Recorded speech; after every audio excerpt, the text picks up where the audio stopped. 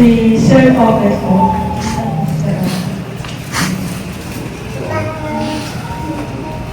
Ah,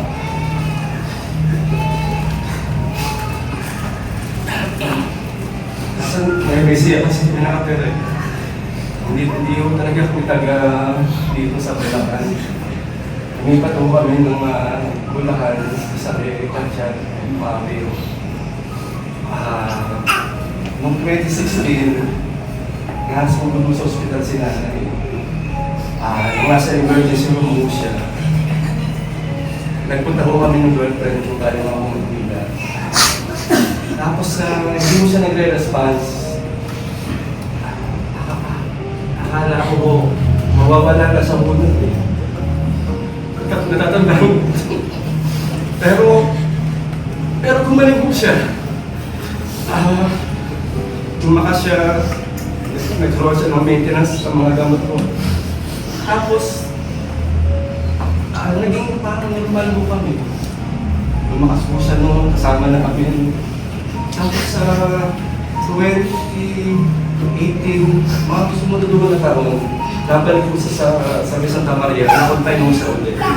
Tapos sa 2018, pinakabali ako sa Mesa Buwan. Pangatlong po yun na nasugod sa hospital, pero naka-recover po sila na. Tapos yung pinakahuli ko nung isang taon, nung September, sa Dr. Kabuko Hospital. Pero mas malala ko yung naging pagkaka-hospital niya noon. Nung unang hospital ho niya,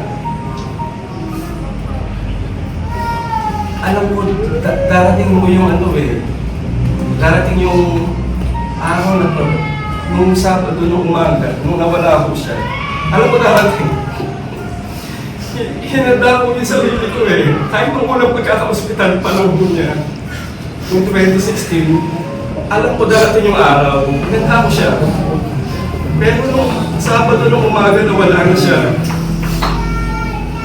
Hindi pala ganun kadali. Akala ko nakahanda ako. Hindi pala. Tapos, tinanong ko yung pamaking ko, si Kathleen. Sabi ko, Kathleen, si nanay, sabi niya sa akin, Tito, bakit kung wala na si nanay? Hindi ko maano eh. Hindi ko matanggap, hindi ma-absorb ng utak ko. Tapos, nung dumating na yung kukuha kay nanay taga St. Peter, ginawa ko po yung kamay niya, nang iyakap ko siya sa likod. Nung iyakap ko siya, hindi ko matamdaman na nawala na talaga si nanay.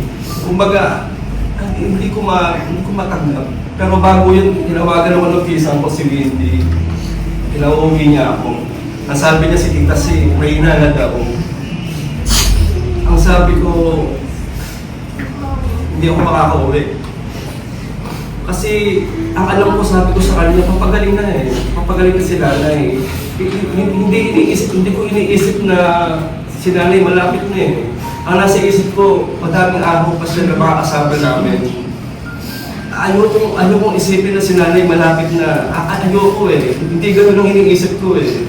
Pero hindi pala ganun. Kaya parang nahirapan akong tanggapin.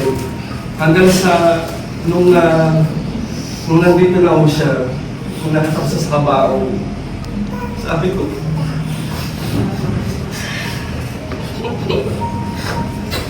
wala na pala talaga ako siya.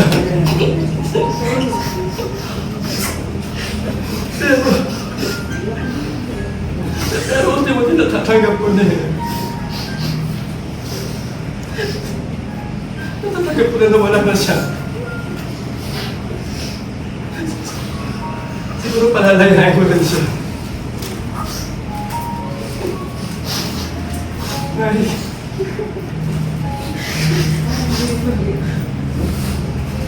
Palalayain ko siya.